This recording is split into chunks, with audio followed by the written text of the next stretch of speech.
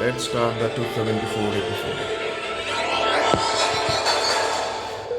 जब आदित्य की आंख खुली और उसने आसपास देखा तो उसे एक सेकंड में ही समझ आ गया कि वो किसी हॉस्पिटल के अंदर लेटा हुआ है। वही सफेद दीवारें और उन मशीनों की आवाज उसे वही फील करवा रही थी जो वो पहले भी एक्सपीरियंस कर चुका था। उसे समझ में आ गया था कि वो यहाँ पर क्यों है, लेकिन उसे लगा कि शायद उसने अपने सामने जो देखा था और एक्सपीरियंस किया था वो बस एक सपना था और कुछ भी हकीकत नहीं थी। और उसे यह भी पता था कि इस चीज को चेक करने के लिए उसे बाहर जाना ही पड़ेगा और पूरी तरह से श्योर होना पड़ेगा। यही बात सोचकर वो उठा और दरवाजे की तरफ बढ़ने लगा। उसे अभी भी लग रहा था कि जैसे वो दरवाजा उससे बहुत दूर है और वो बहुत ही मुश्किल से चल पा रहा है, लेकिन उसे पता था कि उसे वहां जाना ही होगा और वो धीरे धीरे करके आगे बढ़ता रहा। जब वो दरवाजे के पास पहुंचा तो उसने पहले खिड़की में से आसपास देखने की कोशिश की, पर उसे कोई नहीं दिख रहा था। उसे एक पल के लिए लगा जैसे पूरी दुनिया में वो अकेला पड़ गया है और उसे अब अपने परिवार का कोई भी नहीं मिलने वाला। वो सब कुछ खो चुका है और सारी कोशिशें करने के बावजूद भी वो हार गया है। जब उसके मन के अंदर ये सोच आई और वो उसे कुछ सोचने पर मजबूर करती या उथल पुथल मचाती, इससे पहले ही उसने जल्दी से दरवाजा खोला और वो बाहर निकल गया। उसने पलटकर पहले अपने लेफ्ट साइड देखा तो उसे बस हॉस्पिटल का स्टाफ और कुछ मरीज दिखे, लेकिन जैसे ही उसने राइट साइड देखा तो उसे दिखा कि कॉरिडोर के एंड में मृणाली, उसकी माँ और दो पुलिस वाले खड़े हैं। आदित्य को दूर से ही अपने माँ के रोने की आवाज आ रही थी और उस चीज से ही उसे पता चल गया था कि वो जो भी सोच रहा था और महसूस कर रहा था वो बिल्कुल सही था। ये देखकर जैसे उसकी हिम्मत टूट गई और उसे एक बार फिर सब कुछ अंधेरे जैसा दिखने लगा, लेकिन उसे पता था कि वो एक बार बेहोश हो चुका है और दूसरी बार ऐसा नहीं कर सकता, इसलिए वो दौड़कर लड़खड़ाते हुए उनकी तरफ जाने लगा। जब मृणाली ने आदित्य को अपनी तरफ दौड़ते हुए आता देखा तो उसे उसकी चिंता हुई। उसकी आंखों में से आंसू लगातार गिर रहे थे और चेहरे पर बहुत डर था। उसे पता था कि आदित्य अभी कितना परेशान है और कितनी सारी चीजों को सोच रहा है। उसे अपने आप पर थोड़ा गुस्सा आने लगा कि वो आदित्य को समझा नहीं पाई और उसकी कुछ मदद नहीं कर पाई, लेकिन उसे पता था कि वो अभी ऐसा कुछ कर भी नहीं सकती और वो बस वहीं पर खड़ी रहकर उसे देखती रही। जब आदित्य उनके पास आया तब वो न तो मृणाली के पास आया और न ही उसने उन पुलिस वालों की तरफ देखा। उसने जाकर सीधा अपना सिर अपनी माँ की गोद में रखा और वहां पर बैठकर रोने लगा। उसकी माँ ने जब उसे देखा तब वो भी उसके सिर पर हाथ फेरकर लगातार रोती रही। आदित्य को अपनी माँ के गिरते हुए आंसू अपने सिर पर महसूस हो रहे थे और उसे पता चल रहा था कि वो कितनी दुख में है। न मृणाली ने कुछ रिएक्ट किया और न ही पुलिस वालों ने, क्योंकि उन्हें पता था कि वो दोनों कितने दुख में हैं। आदित्य को वहां बैठकर अपना दुख जैसे किसी पहाड़ की तरह लग रहा था जो टूटकर बिखरता ही जा रहा था और वो जितनी भी कोशिश करे इसे संभाल नहीं पा रहा था। उसके मन में बहुत सारी बातें चल रही थी और बार बार उसके दादाजी और पापा का ही चेहरा घूम रहा था। उसके मन में वजीर की वो बात भी चल रही थी जहां पर उसके पापा प्राउड फील कर रहे थे और उससे मिलने की इच्छा जता रहे थे, लेकिन वो उनसे मिल नहीं पाएगा। वो बस वैसे ही बैठा रहा और रोता रहा। उसे पता था कि आज वो जितना रो लेगा उसे उतना ही कम दुख होगा। उसे ये बात भी अच्छे से पता थी कि भले ही उसके अपने पापा और दादाजी से कभी नहीं बनी, लेकिन वो उन्हें कभी खोना नहीं चाहता था। उसे पता था कि उसने पिछली जिंदगी में जो किया शायद उसी का भुगतान वो अब कर रहा है और 10,000 साल में सब कुछ करने के बाद भी वो इन दोनों को बचा नहीं पाया और वो इस दुख से पहले भी गुजर चुका था और वो बस वहीं बैठकर रो रहा था।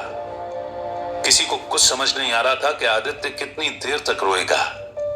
एक बार के लिए मृणाली भी इस चीज को देखकर हैरान थी कि आदित्य इतना दुखी कैसे हो सकता है, लेकिन फिर उसे यह भी पता था कि आदित्य जिंदगी में बस एक ही काम करना चाहता था और वो था अपने परिवार को बचाना, जो वो नहीं कर पाया। तो अब उस दुख से बचना भी मुश्किल था। वो बस वैसे ही बैठकर थोड़ी देर और रोता रहा। तब उसकी माँ ने उसके सिर पर हाथ फेरकर सिसकते हुए कहा, बस आदित्य बेटा, बस अपने आप को संभालो। अभी तुझे अपने पापा और दादाजी का अंतिम संस्कार भी करना है। थोड़ी हिम्मत रख बेटा।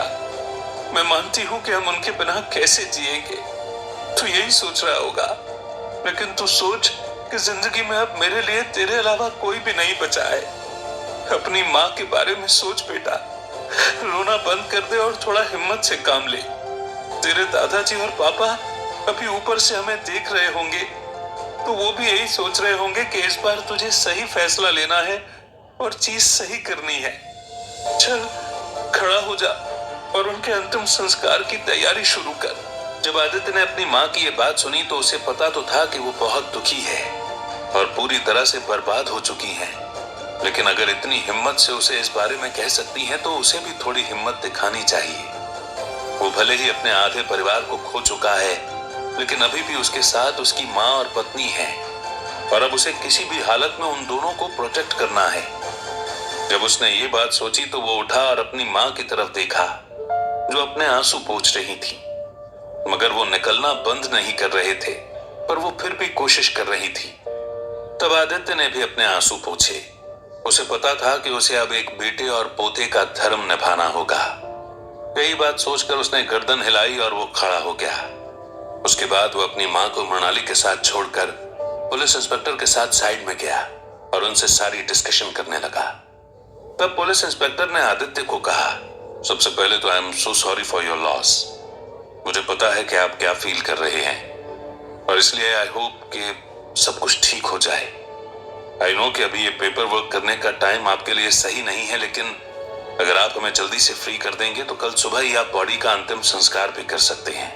इंस्पेक्टर इतना कहकर आदित्य के जवाब का इंतजार करने लगा, लेकिन उसे पता था कि आदित्य कोई भी जवाब नहीं देगा और वो इतने दुख में है कि वो कुछ और सोच ही नहीं रहा था। उसने सोचा कि वो बस एक्सीडेंट के बारे में उससे सुनना चाहता है और यही बात सोचकर उस इंस्पेक्टर ने आदित्य से कहा, यह एक्सीडेंट 2 घंटे पहले हुआ था। जिन आई विटनेस की स्टेटमेंट हमने ली है उनके हिसाब से आपके फादर की गाड़ी पुल पर थी और उनके आगे ही एक और गाड़ी चल रही थी। वो गाड़ी उनसे 2 किलोमीटर के डिस्टेंस पर थी, लेकिन फिर पता नहीं उस ड्राइवर ने क्या सोचा और गाड़ी को यू टर्न लाकर उसने पूरी तरह से आपके फादर की गाड़ी में लड़ा दिया। आपके फादर की गाड़ी में 3 लोग थे, आपके फादर, आपके ग्रैंडफादर और उनका ड्राइवर। आपके फादर और ग्रैंडफादर की ऑन द स्पॉट मौत हो गई और ड्राइवर जिंदा बच गया था, लेकिन सामने वाली गाड़ी का ड्राइवर भी जिंदा था और वो निकलकर बस आपके फादर की गाड़ी में कुछ चेक कर रहा था। पर तभी आपका ड्राइवर निकला और उसने उसे गोली मारकर वहीं पर मार डाला। उसके बाद वो भी नीचे जमीन पर गिर गया। जब हम लोकेशन पर पहुंचे तब हमें 5 लोग मिले थे, जिसमें से 3 मर चुके थे। बचे हुए लोगों में एक आपका ड्राइवर है जिसे हमने यहाँ एडमिट कर दिया है और एक 23 साल का लड़का था जो कोमा में चला गया है, वो भी यहीं एडमिट है। हम आपको बताना चाहते हैं कि आपके ड्राइवर के ऊपर मर्डर के चार्ज लग जाएंगे और उनका यहाँ से निकलना थोड़ा मुश्किल रहेगा, लेकिन जब तक उसका ट्रीटमेंट चलेगा तब तक हम बस उसे यहीं पर रखेंगे।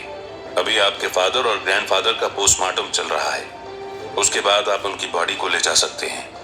एक्सीडेंट बहुत ही क्रिटिकल हुआ था, इसलिए आई डोंट थिंक कि ये कोई कोइंसिडेंस था, बट ये इंटेंशनली था और हमें इसकी जांच करनी पड़ेगी। अभी आपकी कंडीशन देखते हुए हम आपसे अभी ज्यादा बात नहीं करेंगे, लेकिन कल अंतिम संस्कार के बाद आपसे आगे की बात करेंगे। इस बात को सुनकर आदित्य ने बस गर्दन हिलाकर उन्हें रिस्पॉन्स दे दिया। फिर वो इंस्पेक्टर और उसके साथ वाला हवलदार वहां से चले गए। तब आदित्य बस वहीं खड़े होकर इन चीजों के बारे में सोच रहा था। उसे यकीन नहीं हो रहा था कि आखिरकार वजीर ने किसको गोली मारकर उसका काम खत्म कर दिया था। उसे समझ में आ रहा था कि वो 23 साल का लड़का करण के अलावा कोई भी नहीं हो सकता। उसके मन में अब पिक्चर सुलझने लगी थी और समझ आ रहा था कि वो करण ही था जिसकी आवाज आदित्य समझ नहीं पाया और उसने ही उसे फोन लगाकर धमकाने की कोशिश की थी। फिर वो दूसरा आदमी जरूर सुशील होगा जिसको वजीर ने मारा था। जब आदित्य वहां अकेला खड़ा था तो उसे समझ आ रहा था कि अब उसके साथ कोई भी नहीं है और वो जितना दुख मनाना चाहता है मना सकता है, लेकिन उसे यह भी पता था कि वो दुख मनाकर कुछ भी नहीं कर सकता। उसके लिए उसकी जिंदगी का सबसे भयानक सपना सच हो ही गया है और भले ही वो कितनी भी कोशिश कर ले, आखिर उसने अपने परिवार को खो ही दिया। उसे इस चीज के लिए भले ही खुशी थी कि उसकी माँ और मनाली अभी भी उसके सामने है, लेकिन उसके पापा और दादाजी का दुख हमेशा उसे सताता रहेगा।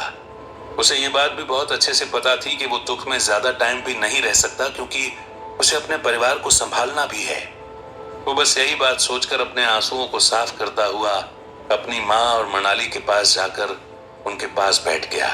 उसकी माँ ने उसके कंधे पर सिर रख लिया और वो बस वहीं पर बैठा रहा। मनाली ने भी उसके साइड में उसका हाथ पकड़ लिया। उसे पता था कि अगर वो उनके साथ है तो जैसे वो पूरी दुनिया को भी जीत सकता है। और जो भी बुरा होना था वो यहाँ पर हो गया है। तब वो बस वहीं पर बैठा रहा और सोचता रहा कि वो हर दिन बस अपनी नई जिंदगी की शुरुआत करने के बारे में सोचता है और उसे पता था कि वो मनाली के बाद अपनी नई जिंदगी स्टार्ट कर देगा। अब उसके पास यही मौका है। वो बस कल अंतिम संस्कार करके शहर को हमेशा के लिए छोड़ देगा और फिर अपनी नई जिंदगी को आखिरकार शुरू कर ही देगा। Thanks for hearing. Thank you.